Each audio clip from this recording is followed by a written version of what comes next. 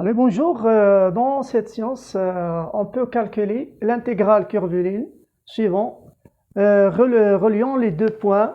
Par exemple, O 0, 0, 0 et A 1, P 1. Par exemple, bien 1, 1, 1, ou bien. Donc, l'essentiel est de déterminer la formule générale de l'intégrale curviligne et après on passe à l'application, à la partie d'application. Et pour cela, on a besoin de déterminer le gradient de f, petit f, tel que gradient de f égale donc f de x, y, z égale à grand f, y, z. Donc avec grand f, y, z est égal à m x, y, z, n x, y, z et r x, y, z.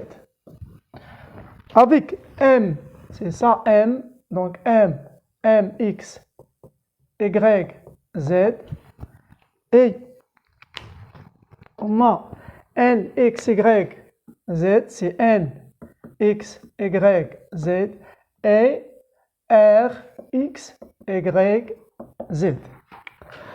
Alors on a la dérivée de petit f par rapport à x, y, z égale à m x, y égale à m x, y, z.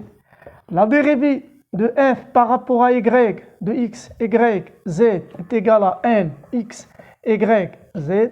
Et la dérivée de f par rapport à z de x, y, z égale à r, x, y, z.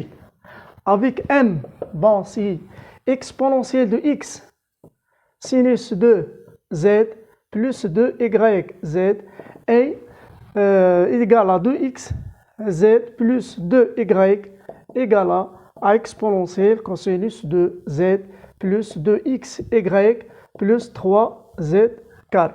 Et notons la première ligne par 1, 2 et 3. Alors, en intégrant 1 par rapport à x, en intégrant 1 par rapport à x.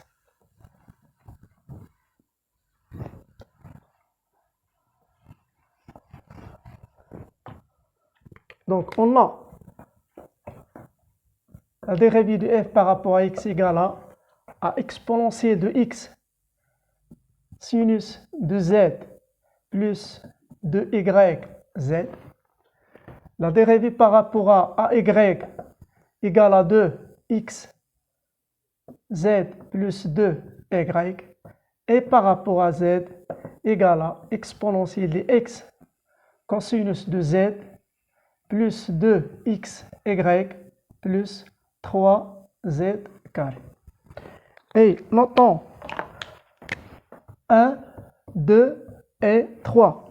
Alors, en intégrant 1 par rapport à x. En intégrant 1 par rapport à x. Alors, on trouve f de x, y, z est égal.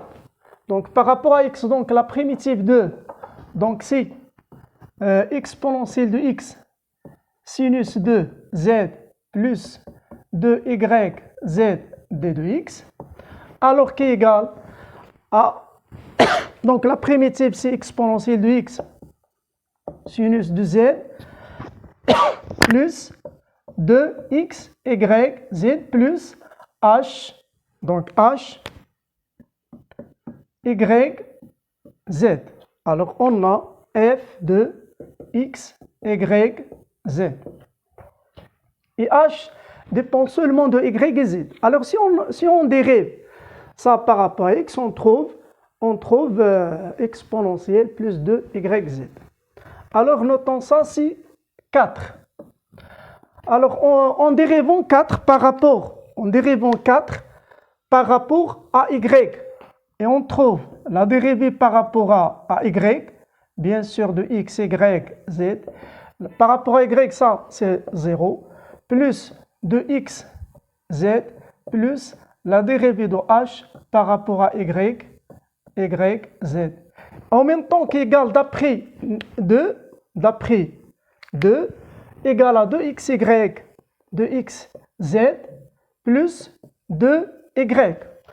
On simplifie par 2xz et on trouve alors la dérivée de h par rapport à y égale à 2y.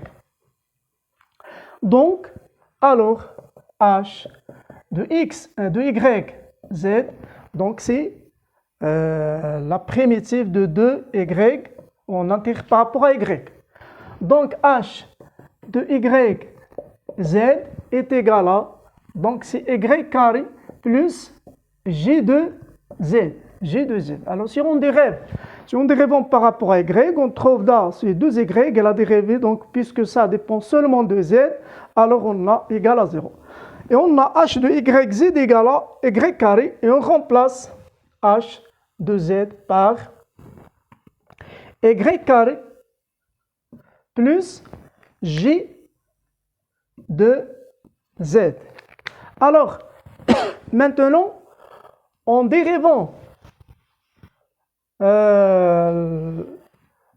4 par rapport à z.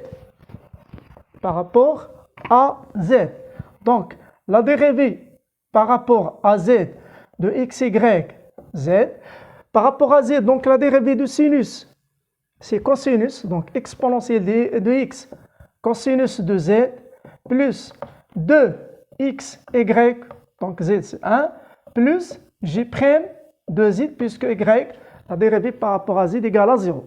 Et d'après la troisième, d'après 3, égale à exponentielle de x cosinus de z, plus 2xy, plus 3z au carré.